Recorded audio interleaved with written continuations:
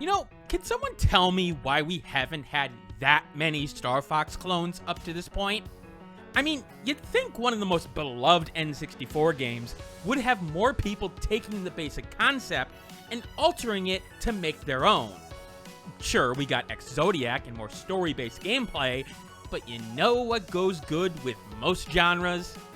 A good old roguelike formula. Whisker Squadron Survivor is basically that. You flying around in a ship, destroying enemy upon enemy in a level-based structure. It comes out today in early access on the PC, specifically Steam, and cost $14.99. Now, as this is releasing in early access, this won't be a traditional review with my scoring system. But needless to say, I liked what I played of Whisker Squadron. And if you like anything like Star Fox, you will probably too. But before I go into more deep criticism, this key was obtained from the developer for video creation and review purposes. That won't change my opinion of the game in the end, but you should know that because of FTC guidelines, as well as the whole morals thing, you know? So here's the basic structure of the game. You choose a ship, a primary and secondary weapon, a pilot, and a level with some other choices that I will get to later, and you start blasting. Sure, the game gives you a basic story idea of you being a pilot fighting off the general bug enemies of the swarm, but this game is definitely more arcade focused, and you'll probably get more story in the other game, but more on that later. Basically, this is designed for 20 to 30 minute playthroughs, as you shoot down various enemies while flying through various hazards. Your job is basically to get to the end of 10 zones alive, and that's a lot easier to do when you're killing enemies and lessening the number of projectiles you have to dodge. First and foremost, is the game fun? Yes it is, but obviously you need me to back that up. Well, first, let's start with the controls. I played with an Xbox One controller, and needless to say, it felt familiar, yet perfect for the level design when it came to dodging and moving through objects. The speed of the default craft gives you some leeway when it comes to avoiding hazards, but you do have some tools to help yourself when you get into trouble. But it's not too difficult to get a hang of, but still punishing you if you don't react in a reasonable manner. It's in that sweet spot where it's friendly to beginners, but veterans will appreciate all the tools that are available here. For example, holding the appropriate bumper button can put your craft vertical to the left and right, and you can move faster in the direction your cockpit is facing if needed. Of course, like any game with a flying aircraft, you have a boost, which slightly drains your energy to the point where you can legitimately hold down the boost for a significant amount of time to speed through things. Granted, that energy bar is used for things like firing your weapon as well, but it does regenerate relatively fast, as the game wants to focus on, well, arcade-like gameplay, aka faster type gameplay. Which of course leads to the weaponry. You start the game with one primary weapon, a simple laser cannon, and a secondary set of missiles. The primary laser can be lined up with the crosshair and triggered to start firing, and can continuously fire until your energy meter is empty. To recover energy, you stop firing or using energy, whether that be at empty or halfway or whenever. Now note, unlike in Star Fox, your standard laser cannon does not have a lock-on feature. You're going to have to aim carefully with the sticks, and your initial to secondary fire can lock on, but it also has a limited amount of ammo. Sure, enemies drop ammo, but you don't want to rely on it. Enemies will have basically 1 to 3 things that they'll do that you'll have to deal with. You'll get basic enemies that will fly around and shoot a projectile at you. And the first level, you'll get some number of enemies and you'll ease yourself into the gameplay with those sort of standard enemies. But as the levels progress, you'll start to see enemies who can jump from the ground and cause damage in a slight area, or a series of enemies who will weave in and out in front of you like a worm flying through the air. This early access version does have a good, not great variety of enemies in my opinion, along with a couple of bosses, and I didn't get sick of them in the 8 or so hours that I ended up playing. Granted, I wanted to see a little bit more, not necessarily creativity, there are some creative enemies here, but some that cause a little bit more chaos in terms of not just numbers. A lot of the challenge here comes, however, in all the enemies in tandem. As you can see on screen right now, things can get hectic in the later levels. I mean, there's not a lot of room to move here with everything on screen. And unlike in Star Fox, once again, you can't barrel roll yourself out of safety. Well, not initially anyway. That's where, of course, the roguelike nature of the game comes in. As you kill enemies, they will drop experience, which you'll have to fly near to grab. Grab enough, and you'll level up, and get a choice of upgrades. These upgrades range from the basic ones you'd expect, upping the damage and fire rates of your primary weapon, for example, to more complex ones, like the aforementioned barrel roll, yes, it's an avion roll, but really everybody knows it as a barrel roll, to deflect projectiles. There's a good mixture here to begin, and I do like the game does give you some good possibilities when it comes to constructing a build. You can go full firepower that goes through a shit ton of energy quickly like a glass cannon, or you can construct a fighter that gets bonuses by getting high combos and gaining back hull that you're losing in the fight. I do hope to see a bit more creativity and more risk and reward type rewards in the future for the game in terms of updates. Things like maybe significantly slowing down your ship if you run out of energy, but boosting your ability to use the secondary weapon more. Things like that, or more insane upgrades that really take the game to that arcade level. There were little touches that I also appreciated when it came to the level design and enemy strategies that the game threw at you. I liked that you had these small slits that needed you to narrowly slide through a solid structure, and that you could boost through it and get a little indicator of your success, which may unlock something else if you do it enough. I like that sometimes you'd see a series of enemies in a longer tunnel and think that you'd be fine to take them, only to realize halfway through that you're out of energy and now have to really move slightly to avoid damage, but not too much to avoid slamming yourself into a structure. I like that on some playthroughs, you get a random enemy that you could fire down and get a whole new level area with an interesting boss. Even in the state right now, I didn't get bored at all in terms of flying through and shooting down enemies at the game's early access version. In fact, if I had more time and wasn't busy at my job and covering so many other indie games over on Twitch for the Criticism Carousel, I would probably have dumped a shit more ton of hours into it. It has that addictive quality where the game is familiar on subsequent runs, but it's still exhilarating to fly around and see how much you can get your combo up, or how far you can get in this run if you haven't finished a level. Granted, this is the kind of game that hits that special button in my brain, like Doof Romantic or Meteos did. It's just a game that makes me happy to play, even when it's a similar experience most of the time. It's different enough, but it is similar. I was disappointed to see that there are only 2 levels to begin with, and that is a hard sell to me at first. Even though there's a lot of replayability, I do think that a game with a launch like this, you needed something like 4 or 5.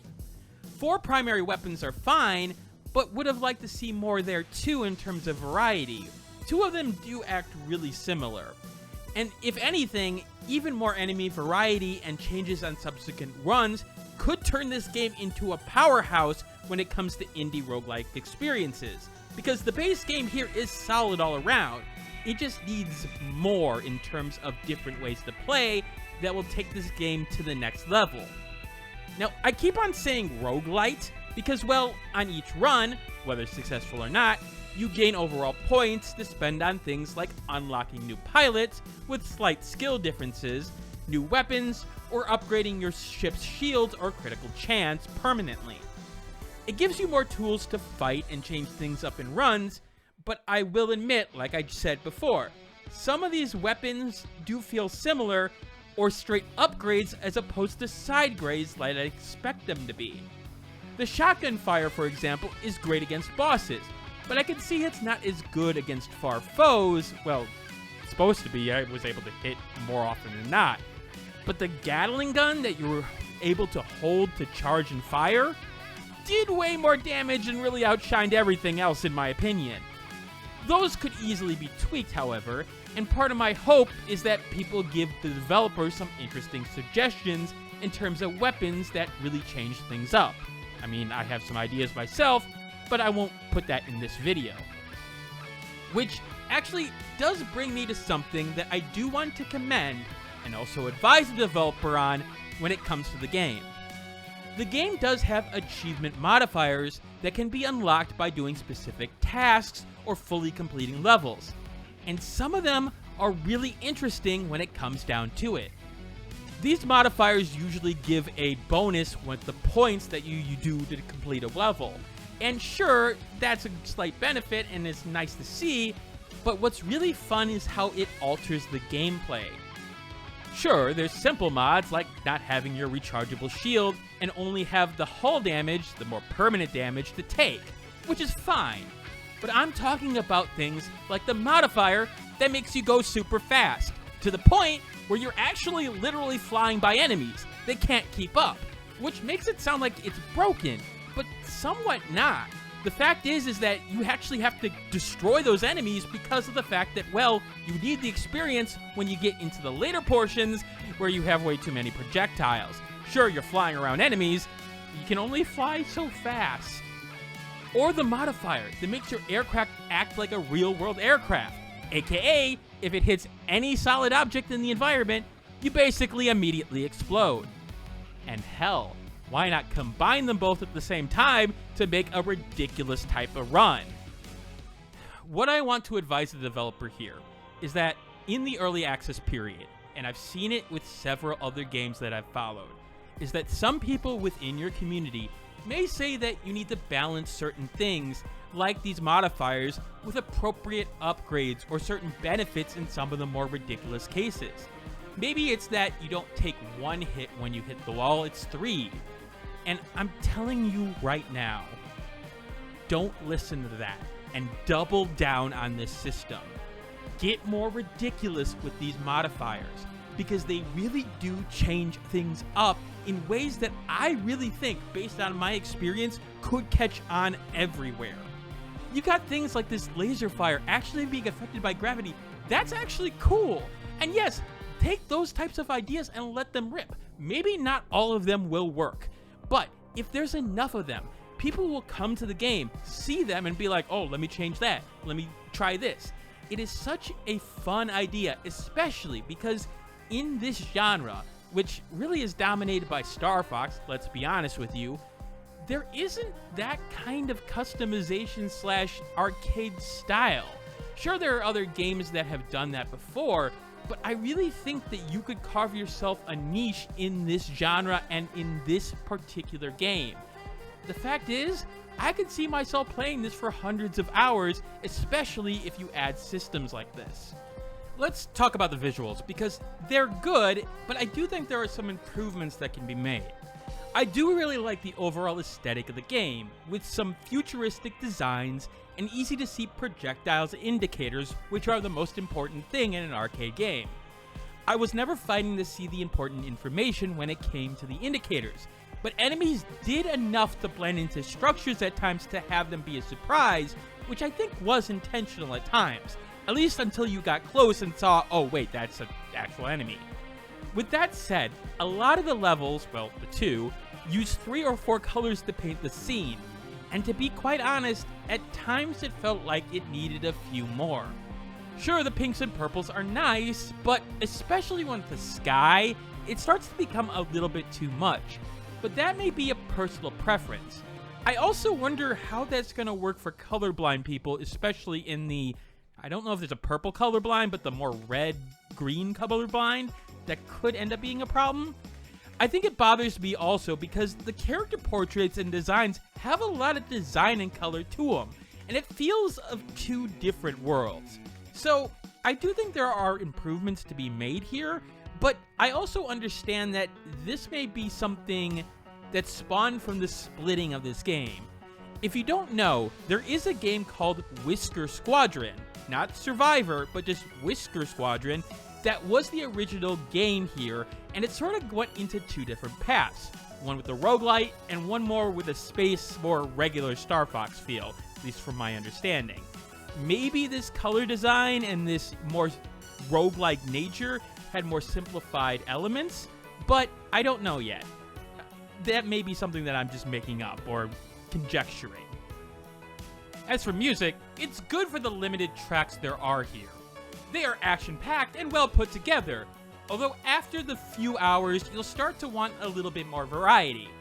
Probably something that will be built out in the future over time, but take a listen and hear what's there now. It is a little bit earwormy, but not too much.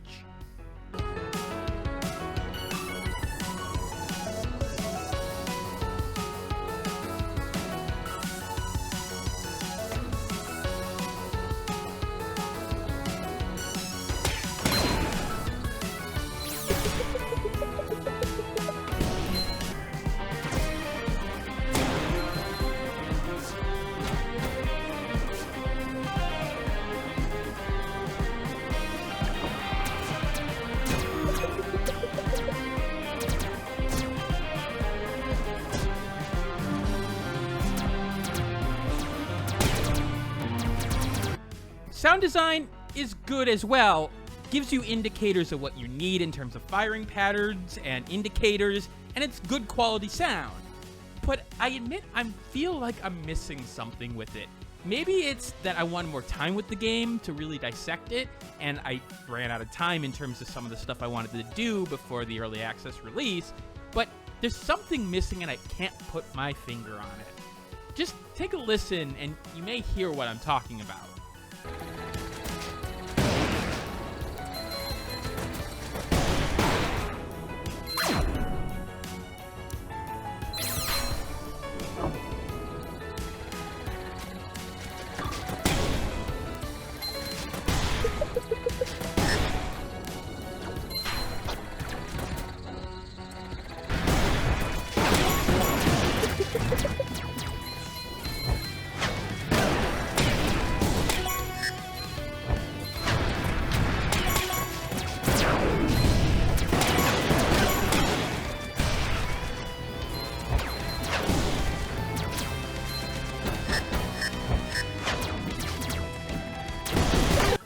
So overall, do I think that the game is worth your time and money right now?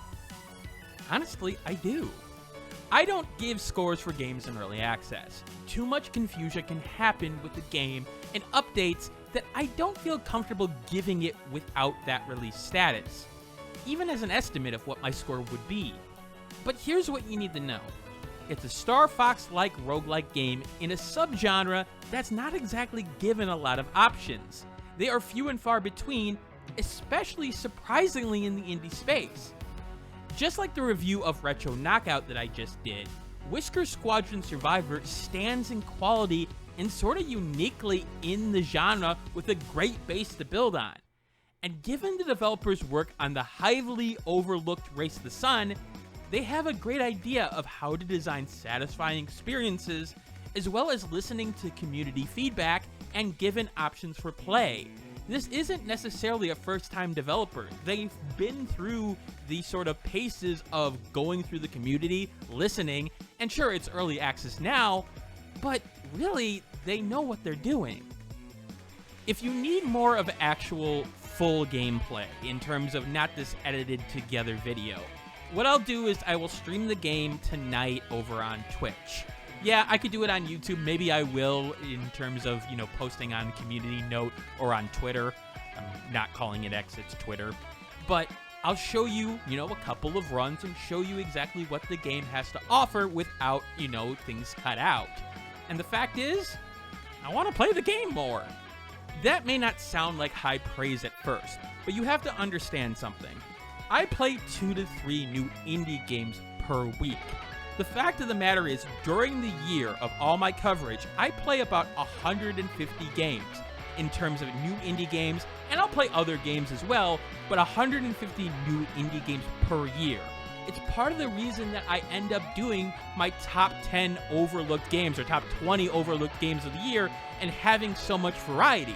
I play a shit ton of games, and a lot of those games I don't get back to even though I want to play more of.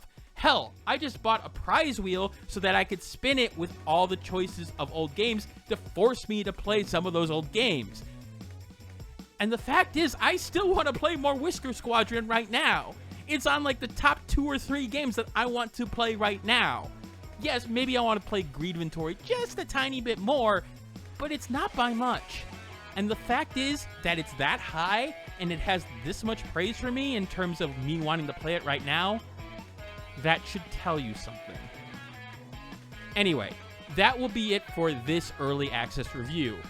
If you want more information, you go over in Twitch when I do this live stream, or join the Discord in the description below. I'm always willing to answer questions. Coming up next on the channel in terms of review, I will be trying to review one of those games that I mentioned on the wheel that I spun, Time Splitters. And oh boy, that may be a contentious review and have people with pitchforks if it plays along the way that it's been playing right now. But I've got more to play on it. Anyway, as to what next indie game that I'm going to cover, again, unsure, but the Discord. That's it for now. And as always, keep on gaming.